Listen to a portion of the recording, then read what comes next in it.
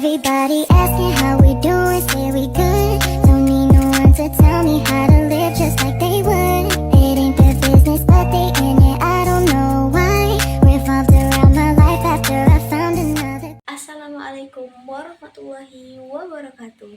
Halo semuanya, perkenalkan nama saya Ajeng Sparkirani dari kelas Psikologi Islam 2 dengan akhiran NIM 01. Sebelumnya, yang saya hormati Bapak Nuzul Ahadianto SPSI MSI selaku dosen pengampu mata kuliah metodologi penelitian kuantitatif. Di sini saya ingin menjelaskan materi tentang penelitian kuantitatif. Sebelumnya, ada yang tahu nggak sih apa itu penelitian kuantitatif? Penelitian kuantitatif adalah penelitian yang menggunakan angka atau data numerik untuk menjelaskan suatu fenomena. Data ini bisa dikumpulkan melalui survei, kuesioner, atau eksperimen, lalu dianalisis menggunakan statistik untuk mengetahui hubungan atau pengaruh antar variabel. Adapun 3 ciri utama dalam penelitian kuantitatif beserta perbandingannya dengan penelitian kualitatif. Yang pertama, penelitian kuantitatif itu bersifat objektif. Maksudnya, penelitian ini harus berdasarkan data nyata yang bisa dibuktikan, tidak menggunakan pendapat pribadi.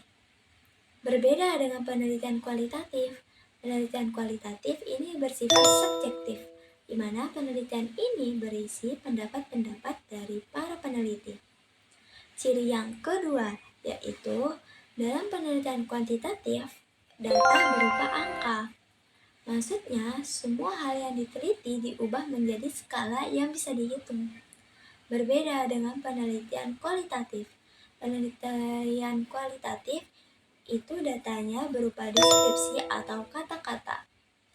Dan ciri yang ketiga yaitu dalam penelitian kuantitatif itu menguji teori atau hipotesis, di mana penelitian ini dimulai dari dugaan sementara, kemudian dibuktikan dengan teori yang sudah ada. Berbeda dengan penelitian kualitatif itu bukan menguji teori, melainkan membangun teori berdasarkan hasil temuan lapangan. Selanjutnya, saya ingin memberikan satu contoh sederhana penelitian kuantitatif dalam bidang saya, yaitu psikologi. Contohnya yaitu hubungan antara jam tidur dengan tingkat kecemasan mahasiswa. Nah, data ini diambil dari durasi jam tidur seseorang yang bisa kita simbolkan dengan variabel X dan tingkat kecemasan mahasiswa yang bisa kita simbolkan dengan variabel Y. Lalu, kedua data tersebut dianalisis secara sistematik. Kemudian dilihat apakah ada pengaruh atau hubungan antara dua variabel tersebut.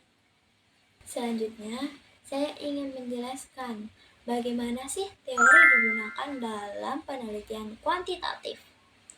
Nah, teori di sini itu berfungsi sebagai dasar atau acuan untuk merumuskan hipotesis dan menjelaskan hubungan antar variabel.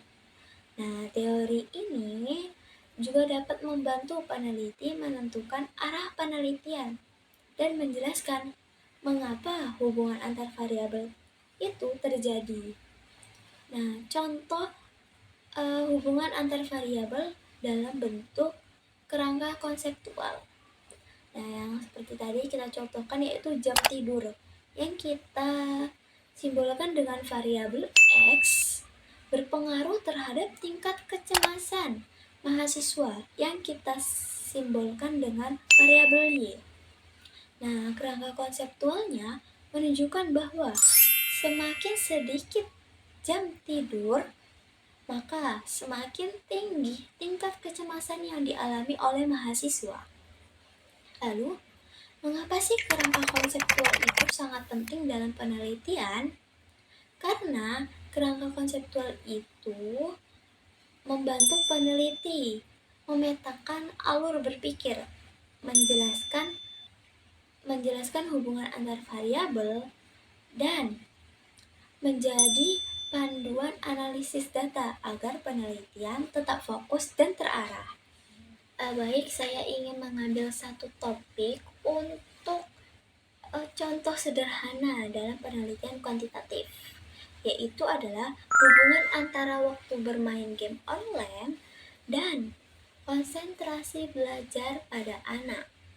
Nah, rumusan masalah yang kita angkat adalah apakah lama waktu bermain game online berpengaruh terhadap konsentrasi belajar anak? Hipotesis penelitian, terdapat pengaruh yang signifikan antara lama bermain game online dan konsentrasi belajar pada anak, di mana semakin lama waktu bermain game online, maka semakin rendah tingkat konsentrasi belajar pada anak. Dalam penelitian tersebut, ada pun dua variabel. Yang pertama, variabel independen, yaitu variabel bebas. Variabel bebas di sini itu termasuk waktu bermain game online tersebut.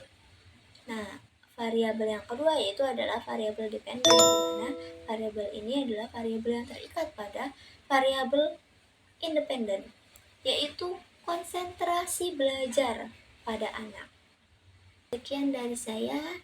Apabila materi yang saya sampaikan ada kesalahan atau kekurangan, mohon dimaafkan.